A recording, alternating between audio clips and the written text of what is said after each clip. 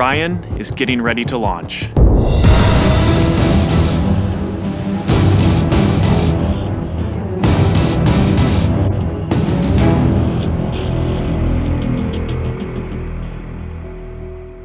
My name is Kelly Smith, and I work on navigation and guidance for Orion. Orion is NASA's next-generation spacecraft. Built with versatility in mind, it can take astronauts deeper into space than we've ever gone before, to an asteroid or even onto Mars.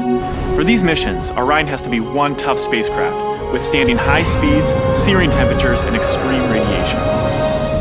Before we can send astronauts into space on Orion, we have to test all of its systems. And there's only one way to know if we got it right: fly it in space. For Orion's first flight, no astronauts will be aboard. The spacecraft is loaded with sensors to record and measure all aspects of the flight in every detail. It all begins with launch aboard a Delta IV Heavy rocket.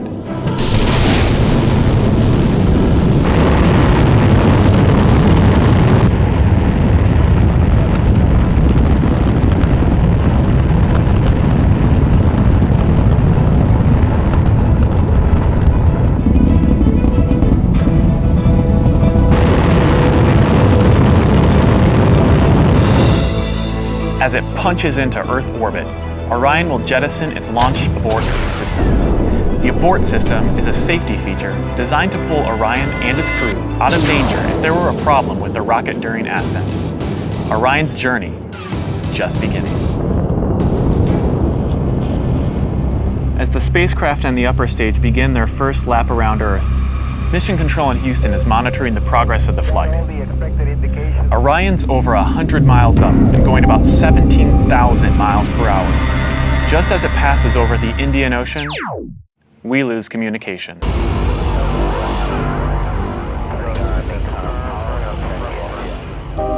This is expected.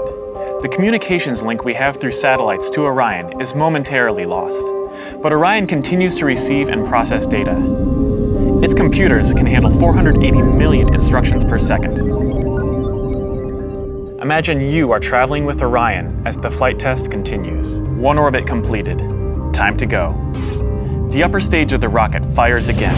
Like the setup for a roller coaster ride, this is the big climb we've been waiting for.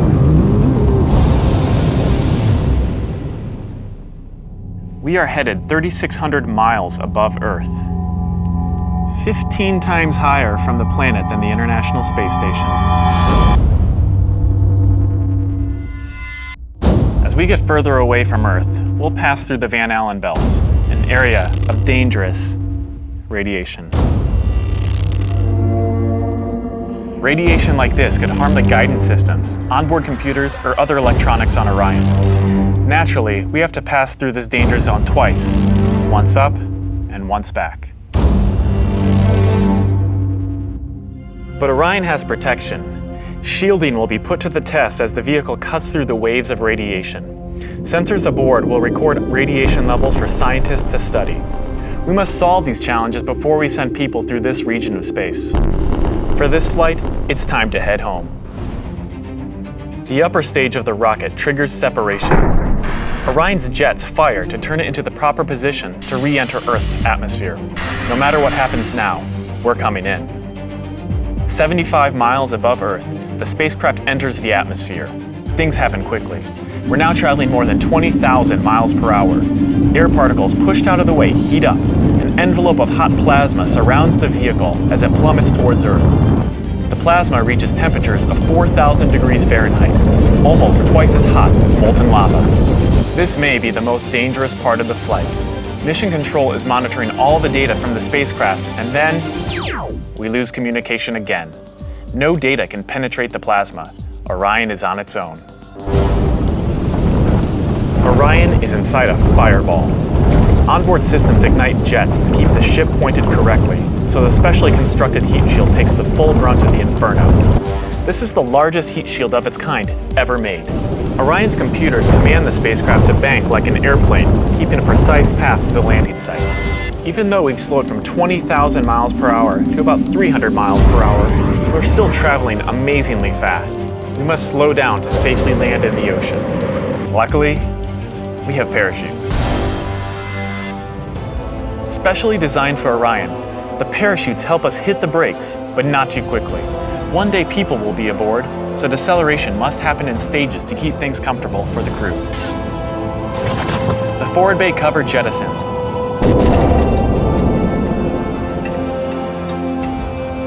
Two drogue chutes deploy and slow the returning spacecraft down to 175 miles per hour.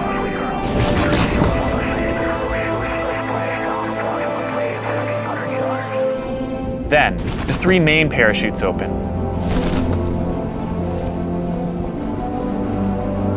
Once fully engaged, this canopy would cover an American football field.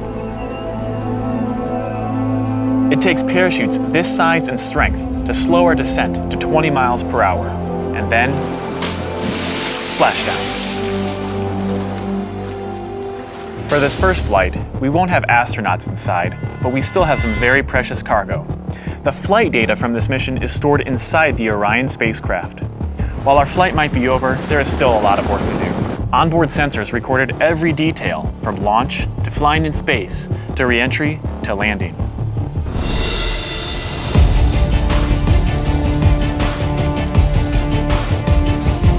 Flight tests are difficult and complex, but they give us confidence that the systems we have designed work under real flight conditions. It's great to be a part of this first space flight for Orion, and we're looking forward to beginning a new chapter in human space exploration.